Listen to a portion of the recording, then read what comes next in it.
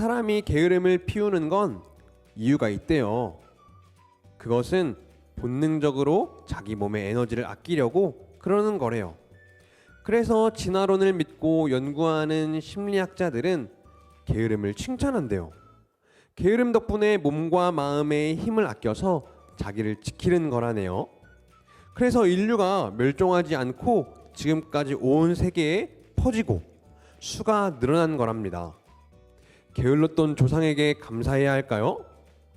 그런데 사실은 그렇지만은 않아요. 인간의 평균 수명이 얼마나 될까요? 인간의 수명은 시대에 따라 달랐어요. 놀랍게도 로마 시대에는 약 25세였다라고 해요. 조선 중기에는 35세, 지금부터 80년 전에는 40세 정도였대요. 그런데 지금은 82세 정도랍니다.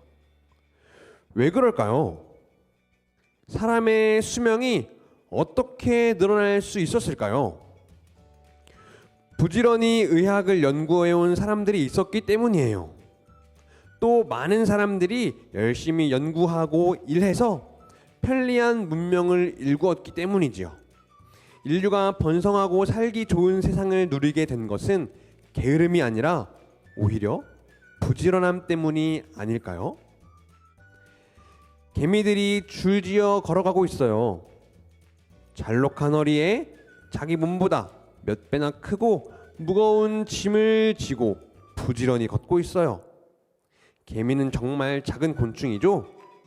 그런데 성경은 개미를 우리의 스승으로 여기라고 합니다. 개미에게서 배우라고 하네요. 왜 그럴까요? 사람이 게으르기 때문이랍니다. 게으른 자여, 개미에게 가서 그 하는 일을 보고 지혜를 얻어라.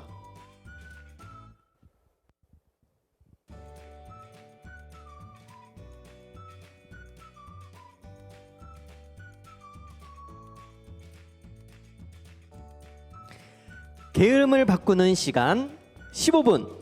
개바시에 오신 유년부, 초등부, 소년부 친구들을 환영합니다.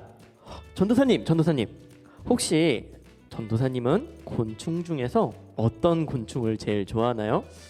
네, 저는요 어렸을 때 두 가지를 가장 좋아했다기보다 좀 많이 잡으면서 놀았어요. 첫 번째가 이 잠자리였고요. 두 번째가 메뚜기였는데 이 잠자리는 여러분들 진짜로 될까 안 될까 해봤었는데 뒤에 가서 이 날개를 살짝 잡으면 잠자리가 날아가지를 못하더라고요. 그래서 뒤에 가서 날개 잡아갖고 막 이렇게 놀았던 기억이 나네요. 그래요? 저는요 요즘 개미를 보면서 많은 생각을 하거든요. 굉장히 개미를 보면요 열심히 일을 하거든요. 전도사님 혹시 개미 본 적 있어요? 그럼요.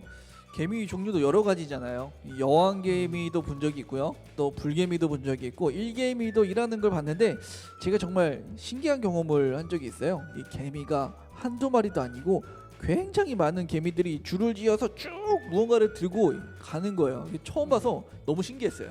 정말요? 개미는 진짜 확실히 부지런한 것 같아요.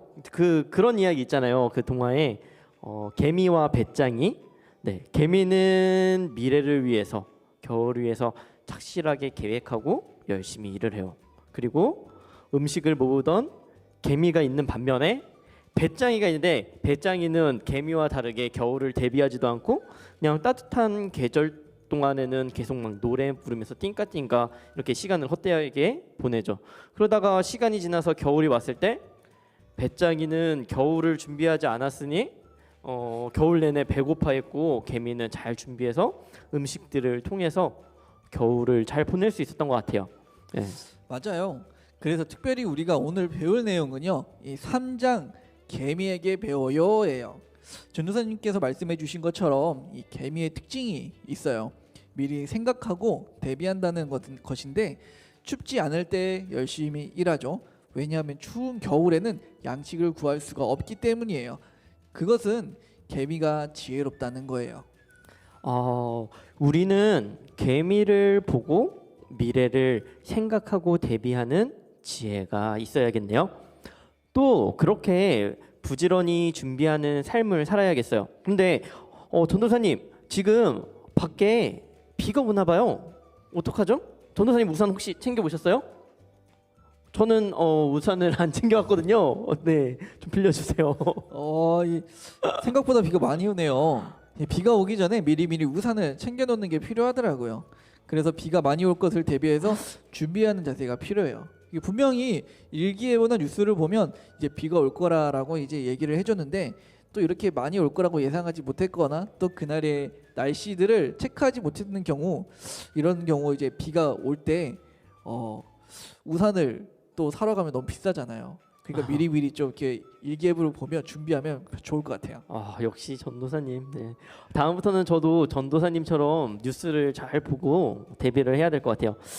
그런데 생각해 보니까요, 지혜로운 사람이 이렇게 앞날과 미래에 대해서 잘 대비하는 사람인 것 같아요. 우리가 오늘 개미에 대해서 들었던 것처럼요. 맞아요. 우리가 함께 이야기했던 것처럼 개미는 가을까지 열심히 일해서 양식을 모으죠.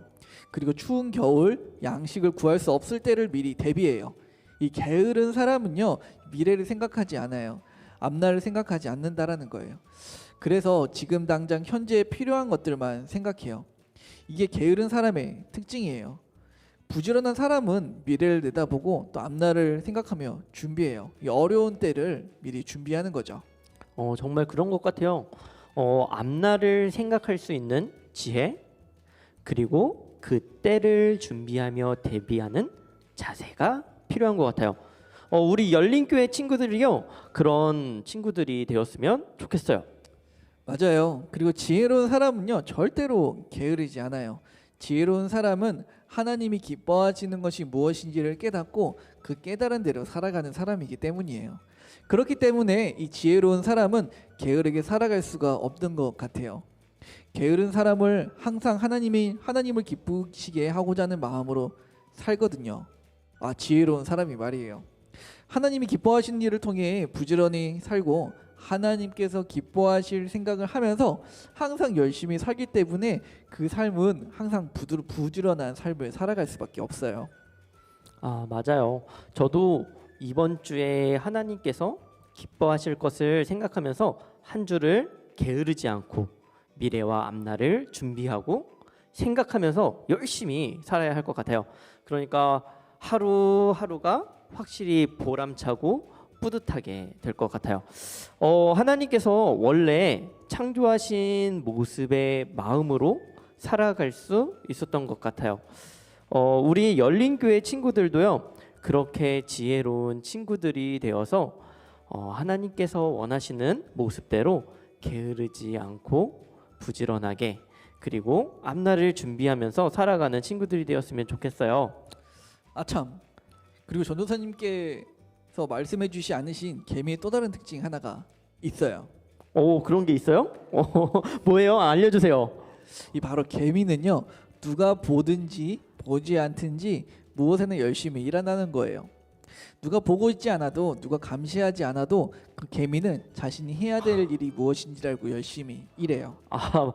그런 거 듣고 보니까 사실 좀 찔리는 게 있어요. 저도 이렇게 어렸을 때 부모님이 안 계시면 공부를 하지 않을 때도 많았거든요. 이제 스스로 해야 할 일을 막 이렇게 하기보다는요, 부모님이 시키면 하고 좀 이렇게 안 보시면 좀 안 하고, 전 그렇게 지냈던 것 같아요. 맞아요. 누가 보지 않아도, 누가 시키지 않아도 열심히 일을 한다는 것은 쉽지 않아요. 왜냐하면 그건 이제 자기와의 싸움이기 때문이에요. 그렇지만 우리가 기억해야 할 것이 있어요. 하나님은 항상 우리와 함께 하시고 우리를 보고 계신다라는 거예요. 그러니 하나님께서 보고 계신다라는 사람의 생각을 가지고 살아간다면, 우리는 하나님께서 우리와 함께 하시고 우리를 보고 계시니 우리는 누가 보지 않더라도 하나님께서 보고 계신다라고 생각하기 때문에 부지런하게 열심히 살아갈 수 있다는 거예요. 우리 열린교회 친구들은 어때요? 자, 누가 보든지 안 보든지, 누가 시키든지 안 시키든지, 열심히 최선을 다하면서 살아가나요? 여러분은 어떤 사람인지 생각해보고 한번 댓글로 이렇게 남겨주면 좋을 것 같아요. 맞아요. 그리고 우리가 한번 예수님을 정말로 사랑하는지 한번 생각해 봤으면 좋겠어요. 예수님을 사랑하는 사람이라면 예수님을 위해 무엇인가 해드리고 싶은 게 있을 거예요.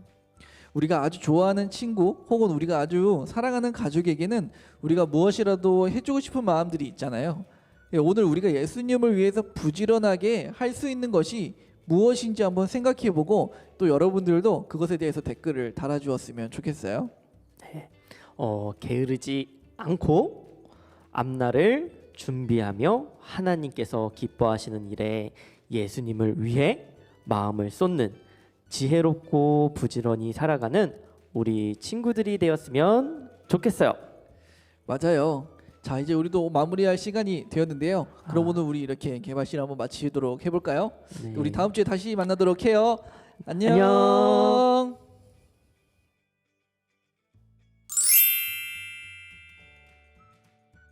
다시 게으름을 읽고 나니 제가 얼마나 게을렀는지 알게 되었습니다. 제가 부지런하다고 생각했던 것도 다 게으른 것이었습니다. 지금부터라도 부지런해져서 더욱 하나님을 깊이 생각해야 될 것 같습니다. 어린이 다시 게으른 3장을 읽고 배운 점은 일단 3장의 제목은 개미에게 배우였다. 개미에게 배울 것은 부지런함과 앞날을 대비하는 자세였다. 그 이유는 모든 일이 계획대로는 되지 않기 때문이다. 개미 하면 딱 떠오르는 것이 있다. 개미와 배짱의 이야기이다. 그 이야기에서도 개미는 더운 날에도 부지런히 일하고 겨울에 대비해 식량을 준비한다. 개미는 부지런히 자신의 앞날에 대비해 더운 날에도 열심히 식량을 날렸다. 이것이 개미에게 배울 우리 모두가 배울 것인 것 같다.